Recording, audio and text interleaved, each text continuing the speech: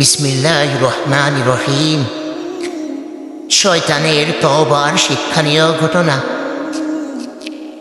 আমি আমার শায়েখ থেকে একটি ঘটনা শুনেছি, যদিও বাহ্যিকভাবে ইসরায়েলি ঘটনা, কিন্তু বড় শিক্ষণীয় ঘটনা। তা হলো এই যে, যখন হযরত মুসা আলাইহিস সালাম আল্লাহ তাআলার সঙ্গে কথা বলার জন্য তুর পাহাড়ে গেলেন, তখন প্রতিমধ্যে শয়তানের সঙ্গে সাক্ষাৎ হলো। শয়তান তাকে বলল যে, আপনি আল্লাহ তাআলার সঙ্গে কথাবার্তা বলার জন্য যাচ্ছেন, তাই আমার ছোট্ট একটি কাজ করে দিন। হযরত মুসা আলাইহিস সালাম জিজ্ঞেস করলেন যে, কি কাজ?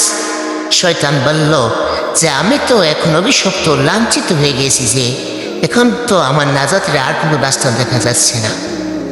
আপনি আল্লাহ তাআলার কাছে আমার জন্য সুপারিশ করুন যে আমার জন্য তওবার কোনো রাস্তা থাকে এবং নাজাতের কোনো পদ্ধতি ফিরিয়ে আসে।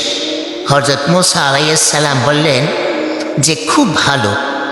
তখন হযরত মুসা আলাইহিস সালাম তুর পাহাড়ে পৌঁছলেন। সেখানে গিয়ে আল্লাহ তাআলার সঙ্গে কথা বললেন, কিন্তু ওই সময় শয়তানের বিষয়টি আল্লাহর কাছে বলতে ভুলে গেলেন। তাই যখন ফিরে আসতে লাগলেন, তখন আল্লাহ তাআলা নিজেই মনে করিয়ে দিয়ে বললেন যে, তোমাকে কেউ কি কোনো পয়গাম দেওয়ার জন্য বলেছিল? ওই সময় হযরত মুসা আলাইহিস সালাম বললেন যে, হ্যাঁ, হে আল্লাহ, আমি ভুলে গিয়েছি। রাস্তায় আমার সঙ্গে ইবলীসের সাক্ষাৎ হয়েছিল এবং বড় পেরেশানি অবস্থা প্রকাশ করেছিল, এবং এই আকাঙ্ক্ষা করেছিল যে আমার জন্য মুক্তির কোনো রাস্তা বেরিয়ে আসুক। হে আল্লাহ, আপনি তো দয়ালু এবং ক্ষমাশীল, প্রত্যেককে মাফ করে দেন। সে তওবা করেছে, তাকে মাফ করে দিন।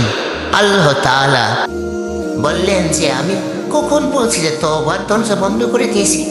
আমি তো মাফ করতে প্রস্তুত আছি। তাকে বলে দাও যে তোমার তওবা কবুল হবে।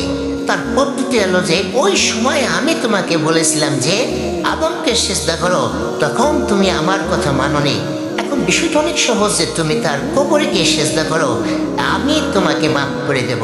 হযরত মুসা আলাইহিস সালাম বললেন যে, এই বিষয়টি তো অনেক সহজ হয়ে গেল। সুতরাং এই পয়গাম নিয়ে তিনি ফিরে আসলেন। প্রতিমধ্যে আবার শয়তানের সঙ্গে সাক্ষাৎ হলো।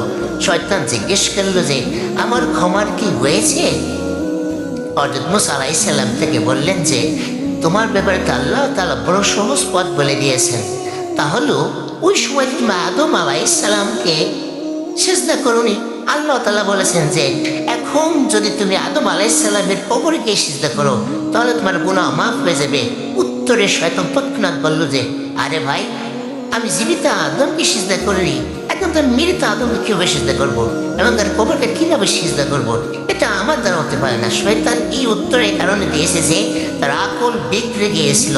মোট কথা, গুনার বৈশিষ্ট্য হলো যে মানুষ আকলকে বন্ধ করে দেয় এবং মানুষের মতামতকে বিগড়ে দেয়, এবং এরপরে সঠিক বিষয়ে মানুষের বুঝে আসে না। আল্লাহ তাআলা আমাদের সকলকে হেদায়েত দান করুক এবং আমাদেরকে ভুল পথ থেকে সঠিক পথে তৌফিক দান করুন। আমিন। ওয়াকিনা দাঁড়ান। আলহামদুলিল্লাহি রাব্বিল আলামিন। আসসালামু আলাইকুম ওয়া রাহমাতুল্লাহি ওয়া বারাকাতুহু।